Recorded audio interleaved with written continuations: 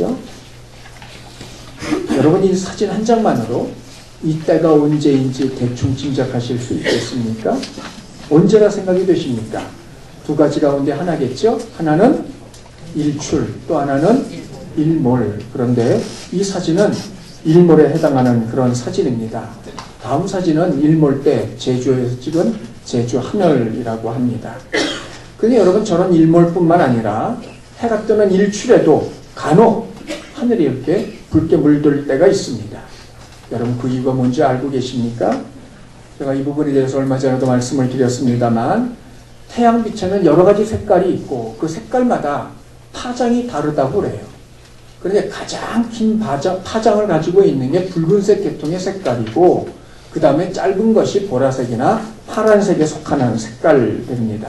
파장이 짧다는 것은 1초 동안에 진동하는 횟수가 그만큼 빠르다는 뜻입니다.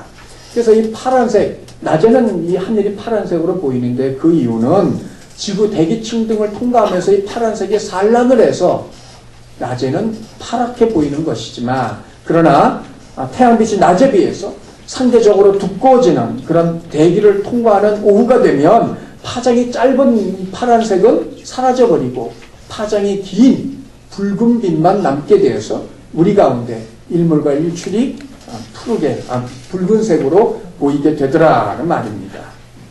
그럼 여러분 지금 여러분이 보시는 사진은 어떠십니까? 아마 거의 본 적이 없는 그런 하늘이라고 생각을 합니다. 이 하늘색은 포토샵도 아니고 CG 컴퓨터 그래픽도 아닌 실제 하늘의 모습을 사진으로 찍은 것입니다. 여러분이 어느 날 저런 하늘의 색깔을 보셨다면 가장 먼저 머릿속에 떠오르는 생각은 무엇이겠습니까? 일몰이나 일출 때가 아닙니다. 그냥 평범한 어느 날 오후 해가 지려면 아직도 시간이 많이 남아있는 그때 하늘이 저런 색으로 나타난다면 여러분 어떤 생각을 하시겠습니까? 오늘 손 한번 들어볼까요? 1번 예쁘고 아름답다. 2번 아름답긴 하지만 뭔가 이상하다. 3번 무섭다. 4번 아무렇지도 않다. 자, 1번 손 들어보시죠. 예쁘고 아름답다. 그럼 2번 아름답긴 하지만 뭔가 좀 이상하다. 손 내리시고요. 3번 무섭다. 4번 아무렇지도 않다.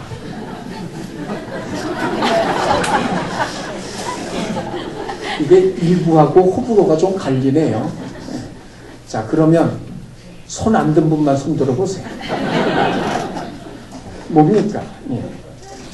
대체적으로 2번하고 3번이 많은데 지금 여러분이 사진으로 보시는 저 하늘은 지난 10일 오후 미국 플로리다주에 있는 멕시코 비치에 시속 250km의 강풍을 동반한 4등급 허리케인 마이클이 상륙했을 때 플로리다주에 거주하고 있는 한 주민이 찍어서 올린 사진입니다. 그러니까 실제라는 거죠.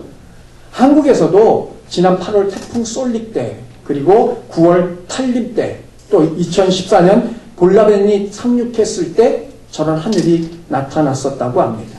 이유는 동일합니다. 태풍이나 허리케인이 몰려오게 될 때 대기 중에는 수증기가 많아지고 그래서 파장이 짧은 파란색은 사라져버리고 대신 파장이 긴 붉은색만 남게 되고 그래서 대낮이더라도 저렇게 파란색이 아니라 붉은색이나 분홍색 빛의 하늘이 나타난다는 겁니다. 근데 많은 사람들이 저런 하늘을 보면 예쁘다, 아름답다고 느끼지만 한편으로는 이상하다는 생각도 갖게 될 겁니다. 그 이유는 그 이전에 한 번도 저런 하늘의 색을 본 적이 없기 때문입니다. 만일 많이 봐봤더라면 봐도 아무렇지도 않을 겁니다. 처음 보니까 이전에 한 번도 본 적이 없으니까 이상하게 생각하는 겁니다. 문제는 그 이상함이 무엇과 연관이 되어지느냐 하는 겁니다. 긍정과 부정 어느 쪽입니까? 긍정 뭔가 상서로운 좋은 일이 일어날 것 같다. 아니면 부정 뭔가 겁나는 일이 있을 것 같다. 자, 이것도 한번 손 들어볼까요? 자, 그러면 여러분 저런 구름을 볼 때 성도들은 무슨 생각을 할까요? 한 번도 경험해보지 못한 구름의 색깔, 구름의 모양 등을 경험할 때 성도들은 어떤 생각을 할까요? 지금은 잘 부르지 않습니다만 80년대 초반까지 교회에서 부르곤 했던 복음성가 가운데 주님 고대가라는 것이 있습니다. 아마 아시는 분들도 계시리라고 생각을 합니다. 그 중에 3절입니다. 먼 하늘 이상한 구름만 떠도 행여나 내 주님 오시는가 해. 아마 이런 마음이 아닐까요? 저 역시도 어쩌다 한번 하늘을 올려다 보았을 때 이상한 구름이 뜨면 이 복음성가가 생각이나 부르곤 합니다. 그러면 이상한 구름이 주님이 오시는 증거일까요? 아마도 그렇게 생각하는 건 계시록 1장 7절 때문이 아닐까 생각을 합니다. 볼지어다가 구름을 타고 오시리라 각인의 눈이 그를 볼 것이고 주께서 구름을 타고 오시고 각 모든 사람들의 눈이 구름을 타고 오시는 주님을 뵙기 때문에 이상한 구름이 떠오른다면 혹시 주님이 오시는 것 아닐까 생각을 한다는 말입니다. 문제는 정말 그러냐는 거예요. 이에 대해서 오늘 본문 1절을 봅니다. 형제들아 때와 시기에 관하여는 너희에게 쓸 것이 없음은 본문에 보면 때 그리고 시기라는 두 개의 단어가 등장을 하는데 이 때라는 단어는 헬라말로 크로논이라는 단어이고 시기라는 단어는 헬라말로 카이론이라는 단어입니다. 그런데 헬라어에서는 시간에 대해서 두 가지 단어를 주로 사용을 합니다. 하나는 잘 알고 계시는 것처럼 크로노스, 또 하나는 카이로스예요. 근데 크로노스는 우리들이 흔히 알고 있는 일반적인 물리적인 시간입니다. 몇 년, 몇 월, 며칠, 몇 시, 몇 분. 그걸 말할 때 크로노스라고 말을 하고 카이로스라고 말을 할 때는 하나님의 시간, 특별히 어떤 특정한 특징들 혹은 징조들을 말할 때 카이로스라는 단어를 사용을 합니다. 그런데 오늘 본문에 보면 그 두 가지 단어를 동시에 함께 사용을 하고 있습니다. 이건 무슨 뜻일까요? 때, 일반적 물리적 시간으로 몇 년, 몇 월, 며칠, 몇 시, 몇 분. 바로 그걸 말합니다. 시기, 그때 어떤 징조, 어떤 일이 있을 거냐를 묻고 있는 겁니다. 한마디로 언제이고 그때 어떤 일이 있을 것이냐. 무엇이요? 2절을 보세요. 주의 날이라고 말하고 있어요. 주의 날이 무엇입니까? 구약에서는 여호와의 날이라고 말하고 있고 신약에서는 주님의 재림의 날이라 말하고 있습니다. 다시 말씀을 드리면 주께서 재림하시는 그때가 언제이고 그때 무슨 일이 어떤 징조가 있을 것이냐 바로 이 말이라는 겁니다. 여러분 주님이 재림하시는 날 다시 오시는 날 그때는 언제입니까?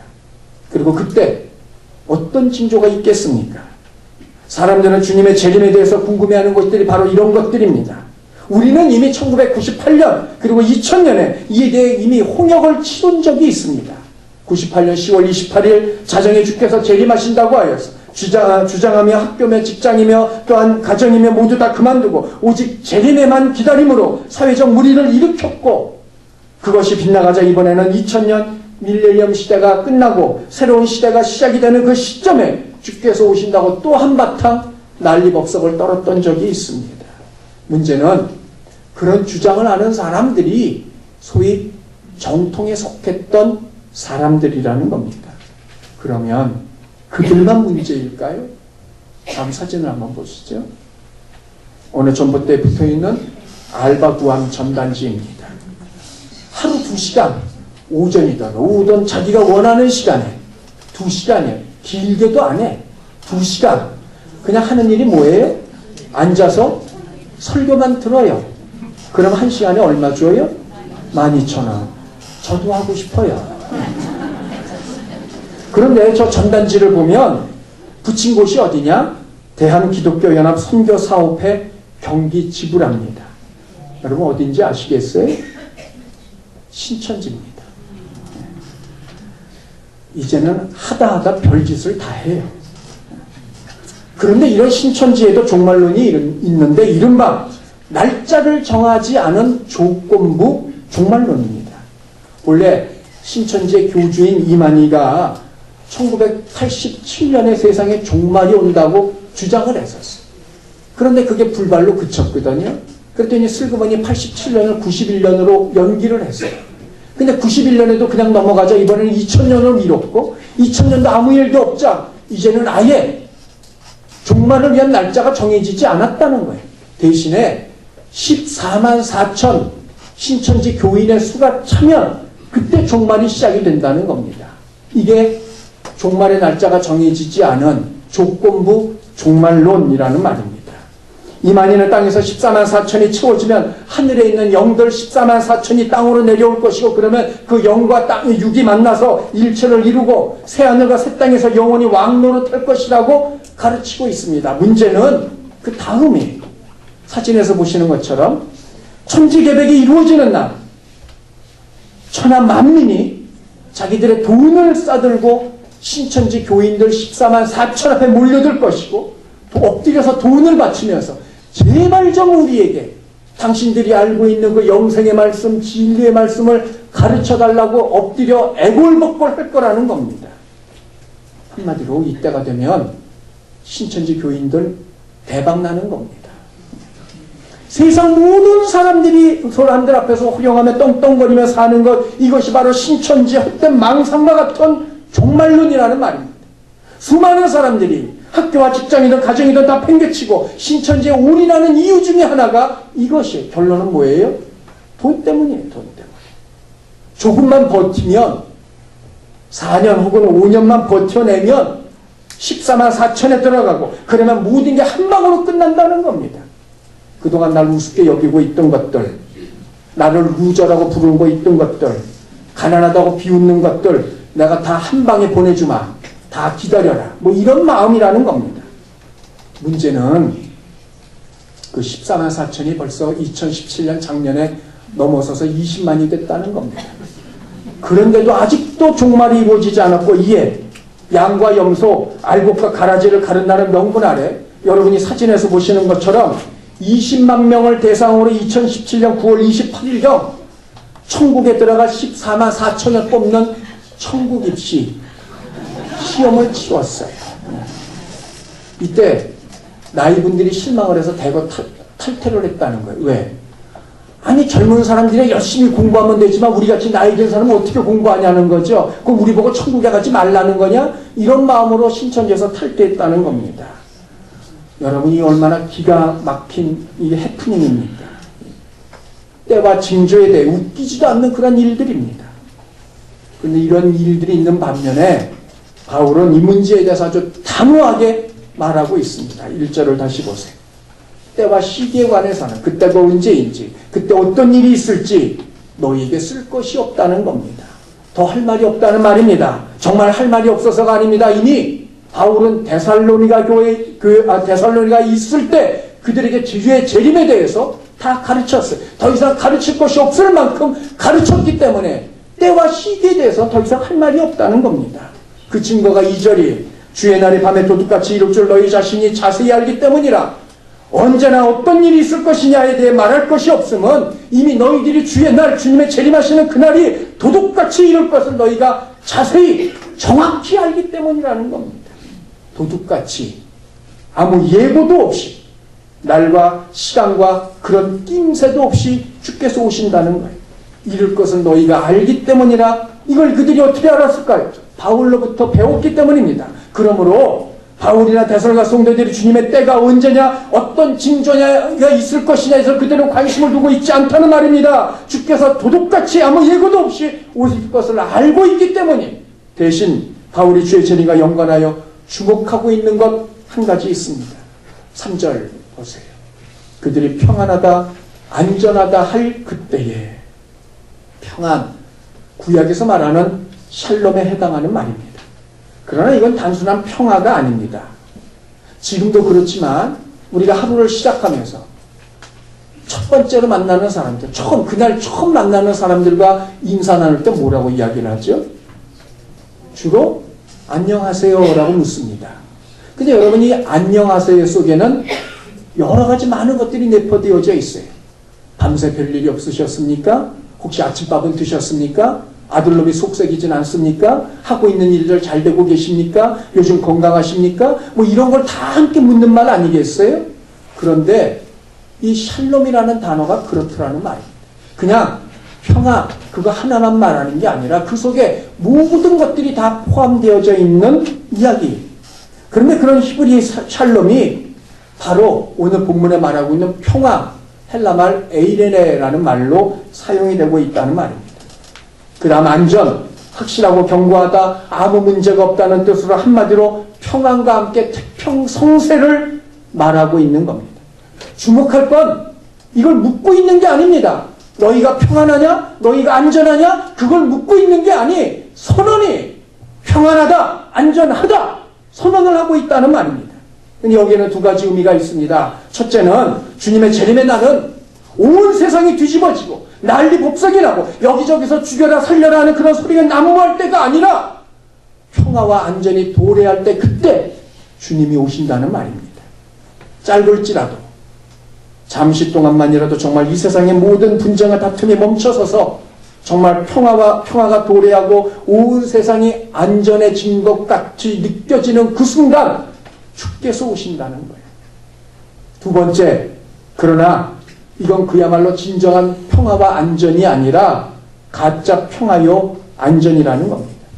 세상의 진정한 의미에서 평화와 안전은 오직 예수 그리스도를 통해서만 이루어질 수 있습니다. 만일 예수 그리스도가 아님에도 불구하고 평화와 안전을 말하는 사람이 있다면 그가 적그리스도요 거짓 선지자입니다. 요한복음 10장 1절을 보십시오. 1절에 보면 문을 통하여 양의 우리에 들어가지 아니하고 다른 데로 넘어가는 자는 절도고 강도라는 겁니다. 그런데 문을 통하여 들어가지 않는 자, 여기서 말하는 문은 7절에 보면 예수 그리스도이심을 말하고 있습니다. 즉 예수님을 통하지 않는 구원, 평화, 안전 그걸 이야기하는 자는 다 절도고 강도라는 거예요. 나아가 8절을 보십시오. 나보다 먼저 온 자는 다 절도요 강도니 나보다 먼저 온 자, 주께서 재림하시기 전에 먼저 와서 자신이 목자 행사하는 사람들, 진정한 메시아라고 주장하는 모든 사람들입니다. 그런데 이들은 모두 다 절도고 강도예요. 아무리 평화를 이루고 안전을 담보한다 할지라도 예수님이 오시기 전에 먼저 이것을 이야기하는 자들이 있다면 그가 바로 거짓 선지자요 적그리스도입니다. 가짜 평화, 가짜 안전을 말하고 있기 때문입니다. 여러분, 하늘에서 구름을 타고 오는 것이 아니라 세상 사람들 가운데 나타나서 이 세상 가운데 잠시라도 이것을 이루는 이가 있다면 그가 바로 계시록에서 말하고 있는, 성경에서 끊임없이 말하고 있는 적그리스도임을 잊지 마십시오. 예수님을 제외하고 그 누구도 진정한 평화와 안정을 이룰 수 있는 사람은 없습니다. 그럼에도 이것을 이루는 이가 나타날 것이고 그걸 보며 세상에 평화와 안전이 왔다고 떠드는 사람들이 있을 거라는 말입니다. 사람들은 거짓말지언정 태평세월을 노래하고 있을 바로 그때 임신한 여자에게 해산의 고통이 이른과 같이 멸망이 갑자기 그들에게 이르리니 결코 피하지 못할 것이다. 지금도 세상에는 많은 임신부들이 있습니다. 여러분 가운데 여성분들은 이미 경험이 있으시겠습니다만 임신을 하였다는 것은 무엇을 의미하겠습니까? 제가 지난 주간 일산 중앙로를 지나다 보니까 그 길가에 있는 모 산부인과 병원에 걸려있는 현수막을 보았는데 그 문구가 바로 이것입니다. 행복한 설레임과 10개월의 든든함. 뱃속에 아이를 가지고 있는 동안 이 아이가 어떤 아이일까? 어떤 아이가 나올까? 상상하며 설레입니다.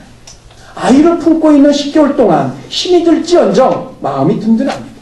그러나 정말 그렇게 이루어지려면 오직 하나, 정말 그 뱃속에 아이가 있어야만 합니다. 아이가 없음에도 불구하고 이런 설레가 든든함을 가진다면 그건 이상한 일입니다. 그런데 이 문구에서 정말 핵심은 따로 있다고 생각을 합니다. 그건 10개월이 지나면 반드시 설렘이 풀어지고 든든함을 실제로 맛보게 될 거라는 겁니다. 아이를 갖는다는 것, 임신부가 된다는 것, 일이 잘못되지 않는 한 극심한 통증과 고통을 겪겠지만 10개월 후에는 그 아이를 볼 수 있음을, 내 손으로 안아볼 수 있음을 의미하는 이야기입니다. 본문 3절이 그런 의미입니다. 임신한 여자에게 해산의 고통이 이른과 같이 임신한 여인들은 누가 되었든 반드시 해산의 고통을 겪게 마련입니다. 비록 제왕 절개라 할지라도 이후에 아이를 낳는 과정에서 고통을 겪는 건 매일만입니다. 임신, 그것은 해산의 고통을 의미합니다. 그와 똑같이 평화다, 안전이다 말하는 이들에게 반드시 찾아오는 것이 있으니 멸망이라는 것. 그것도 임신한 여인들이 언제 진통이 시작될지 예측할 수 없듯 주의 재림으로 인한 멸망 또한 언제인지 예측할 수 없는 가운데 임하게 되는데 반드시 임할 것이고 그때는 누구라도 피할 수 없습니다. 동영상 준비가 됐습니까? 네.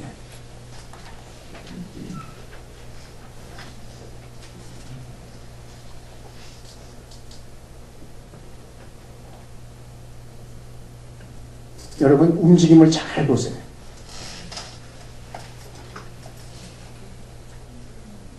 보이십니까? 이미 보신 분들도 계시리라고 생각을 합니다만 뭔지 아시겠어요? 얼마 전에 있었던 인도네시아 지진 때 어느 마을에서 일어난 지진을 인공위성 동영상으로 찍은 겁니다. 이 지진으로 사망자만 2,000명이라는. 동영상처럼 된 이유는 집안이 액상화가 되었다는 거지. 무슨 뜻입니까? 겉에는 흙이지만 그 아래는 진흙이라는 거예요. 흘러간다는 거죠.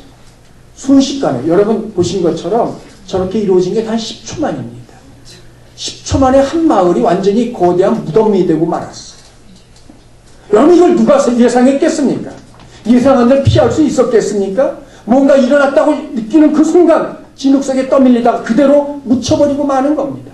본문이 말하고 있습니다. 갑자기 이르리니 결코 피하지 못할 것이다. 그런데 3절에서 우리가 주목할 또 하나가 있습니다. 여러분 3절을 다시 보십시오. 2번 반복되는 인칭 대명사가 있습니다. 그건 그들입니다.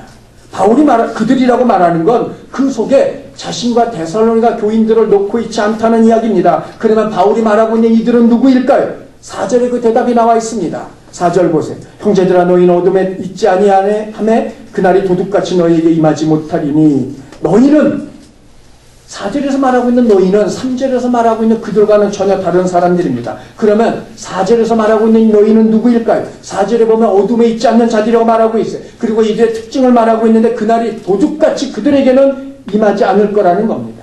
그날 주께서 재림하시는 그날이 너희에게는 도둑같이 이르지 않을 것이라.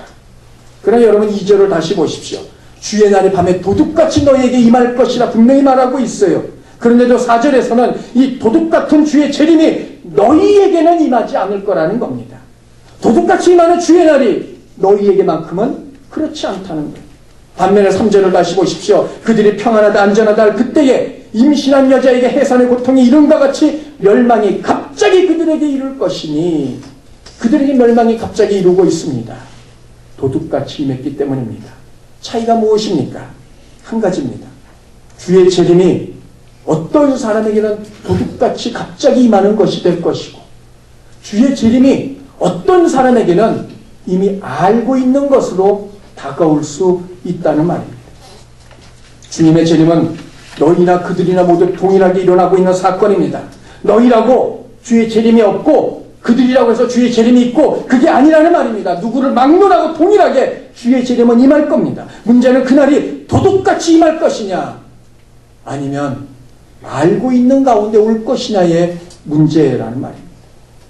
결국 3절에서 말한 그들은 4절에서 너희와는 전혀 다른 존재들입니다. 그런데 4절에 보면 이 너희는 어둠에 있지 않은 자들이라고 말하고 있어요. 반면에 5절을 보십시오. 너희는 다 빛의 아들이고 낮의 아들들이라 우리가 밤이나 어둠에 속하지 아니하였다 말하고 있어요. 4절에서 말하고 있는 너희는 어둠이 아닌 낮이요 낮이요 빛의 아들들이. 그렇다면 3절에서 말하고 있는 그들은 당연히 어둠에 있는 자들이요 밤의 아들들입니다. 여기서 우리가 깊이 생각할 것이 있습니다. 4절과 5절에서 말하고 있는 어둠은 무엇이고 빛은 무엇냐는 겁니다. 5절에 보면 빛과 낮을 같이 말하고 있어요. 빛이 낮이요 낮이 빛입니다.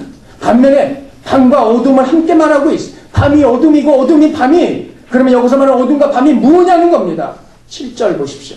다 함께 읽습니다. 시작. 자는 자들은 밤에 자고 취하는 자들은 밤에 취하되. 어둠이 밤이고 밤이 어둠인데 7절에 의하면 그런 밤에는 자고 취하는 때라는 것. 자고 취한다는 것 무엇을 말하는 것일까요? 다 같이 합니다. 무감각, 무관심, 무반응, 무방비, 무대비. 깊이 잠든 사람은 주변에서 어떤 일이 일어나도 전혀 모릅니다. 관심도 없습니다. 반응도 없습니다. 언젠가 쉬는 날 제가 집에서 점심을 먹고 잠깐 TV를 본다는 것이 그만 깜빡 잠이 들었어요. 그 눈을 떠보니까 1시간이 지나갔어요. 근데 그 1시간 동안 TV는 여전히 켜져 있습니다. 근데 그 TV 속에서 어떤 프로를 하였는지 저는 전혀 알 수 없습니다. 잠이 들었기 때문입니다. 제가 관심을 갖고 있는 프로였을 수도 있습니다. 그러나 저는 보지 않았습니다. 웃기는 프로그램일 수도 있습니다. 그러나 저는 웃지 않았습니다. 잠이 들었기 때문입니다. 무감각, 무관심, 무반응이 이것입니다. 그러면 무대응, 무대비는 과연 무엇일까요? 저희 큰아이에게 처음으로 침대를 사주었을 때 일입니다. 아이를 자기 방에서 재우고 저희는 이제 제 아내하고 저희 방에 와서 자는데 한밤중에 자다 보니까 갑자기 쿵 하는 소리가 들려요. 조금 있다가 후다닥 소리가 납니다. 아이가 자다가 침대에서 떨어진 거예요. 그럼 일어나서 지가 또 올라가는 거예요. 그걸 한 달을 반복을 하더라고요. 자, 쿵 쏠리면 떨어지는 이유가 뭡니까? 전혀 의식이 없어 대비하지 못했기 때문입니다. 대비가 되었다면 떨어지지 않았겠죠. 반대편으로 누웠겠죠. 대비가 안 됐기 때문에 떨어진 것 아닙니까? 무대비, 대비입니다. 이것이 밤이요 어둠입니다. 성도 여러분, 주님의 재림은 반드시 있을 겁니다. 성경에 예언이 되어져 있고 주께서도 여러 차례 걸쳐 말씀을 하셨습니다. 그러나 그런 주의 재림에 대해서 아무런 관심도 없고 무감각하고 반응도 하지 않는 이들이 있습니다. 당연히 아무런 대비도 되어 있지 않을 겁니다. 그리고 그런 사람들에게 주어지는 것이 있으니 결코 피할 수 없는 멸망입니다. 어둠이요 밤에 속해 있기 때문입니다.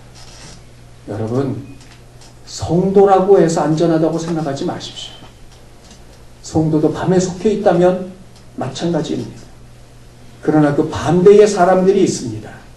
5절을 다시 보십시오. 우리가 밤이나 어둠에 속하지 아니하나니.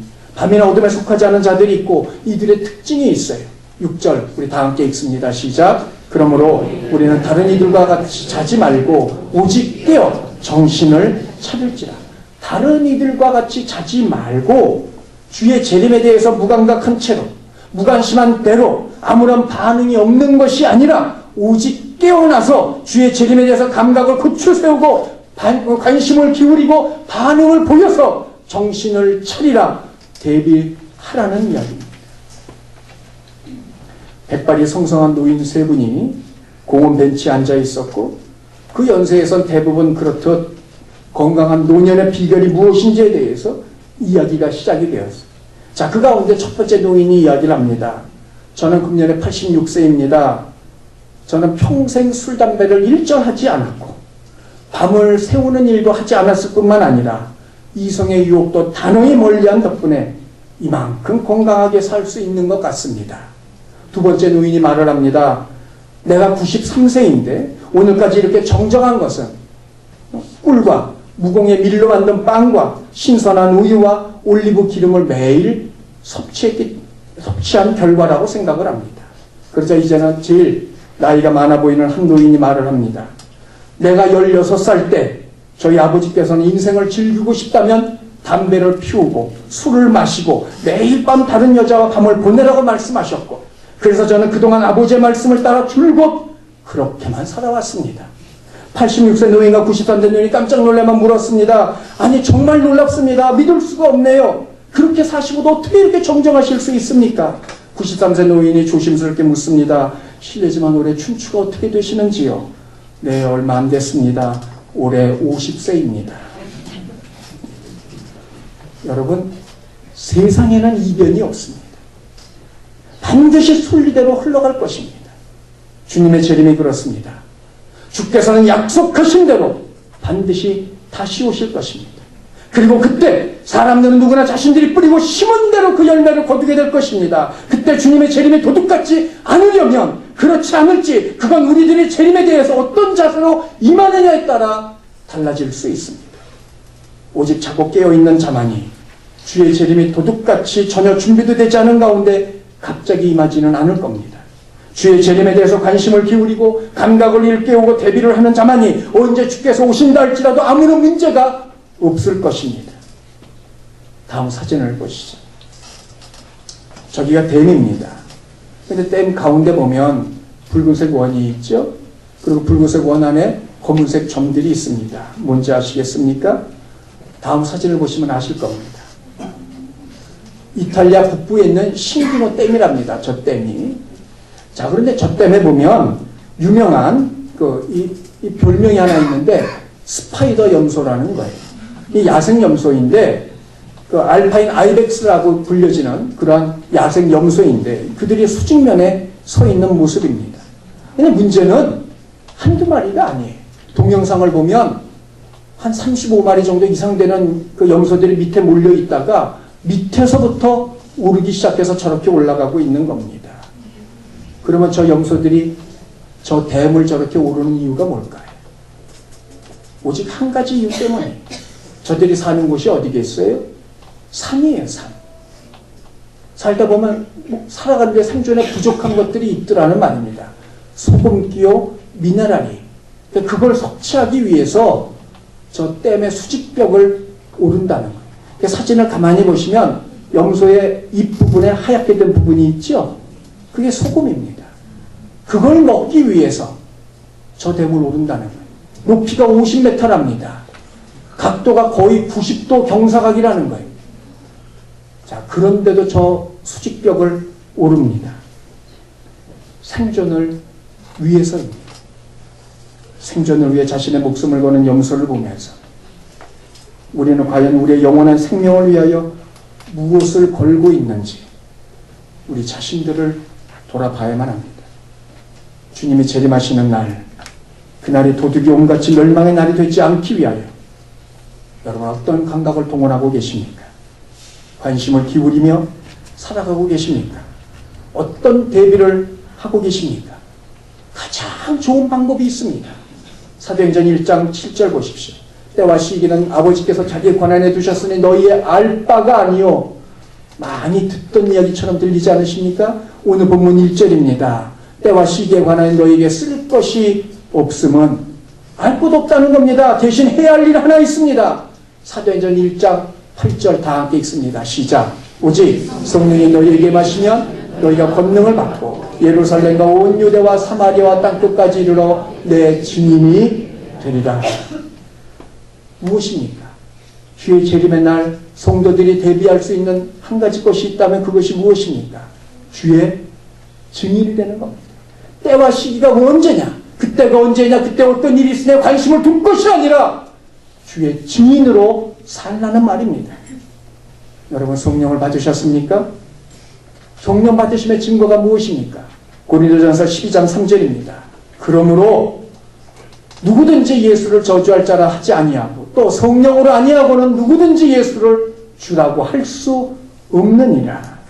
진정으로 예수님을 주라고 부를 수 있는 사람은 누가 되었든 다 성령을 받은 자들입니다. 그러면 성도 여러분 성령을 받으셨습니까? 그러면 그날의 때와 시기에 관심을 두는 것이 아니라 그날이 이럴 때까지 주의 증인으로 살아야 됩니다. 그러면 주의 증인으로 산다는 것이 무엇입니까? 한 가지입니다. 선교지향적인 삶입니다. 이웃을 구원하여 제자 삼고자 하는 삶. 내 주변의 이웃에 누가 살든 그가 가는 곳이 천국이든 지옥이든 아무런 상관도 없이 나 혼자 그저 천국만 가면 된다는 그런 마음으로 믿는 것이 아니라 그가 누가 되었든 할 수만 있다면 그를 하나님께로 인도하고자 하는 그 마음을 갖고 살아가는 삶. 땅끝까지 가지 못한다 할지라도 생명 살리는 일에 동참하는 삶. 때를 얻든지 못 얻든지 나를 통하여 누군가가 주님을 발견하고 주의 음성을 들을 수 있도록 그들을 도우며 살아가는 삶. 이미 믿는 자라 할지라도 시험에 든 사람, 믿음 생활을 쉬고 있는 자들, 아예 주를 떠나버리는 자들에게 감동을 주어서 그들로 하여금 다시 믿음의 자리로 돌아올 수 있도록 돕고 있는 것. 주와 성경을 잘 알지 못하는 이들에게 주가 누구이신지 성경이 뭘 말하고 있는지 가르쳐주고 그럴 형편이 되어지지 못한다며 그렇게 되도록 성경을 배우고 익히고 있는 자들, 그들이 바로 선교 지향적인 삶을 살고 있는 자들입니다. 그들이 누구입니까? 저와 여러분입니다.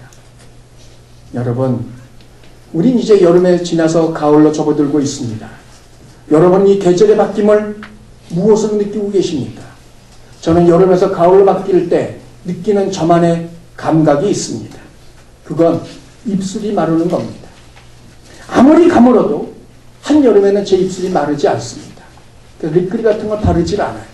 반면에 비가 쏟아진다 할지라도 계절이 바뀌면 어김없이 입술이 마르기 시작을 합니다.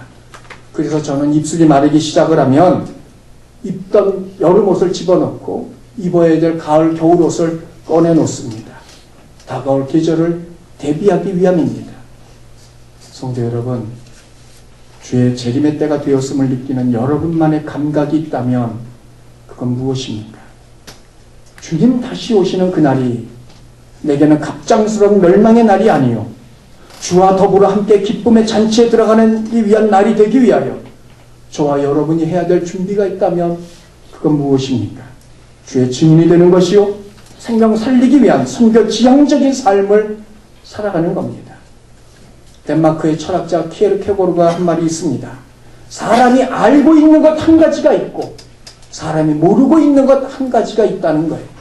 사람이 알고 있는 것 한 가지, 누구나 다 이 세상에 온 사람은 반드시 죽는다는 겁니다. 그럼 모르는 것은 무엇일까요?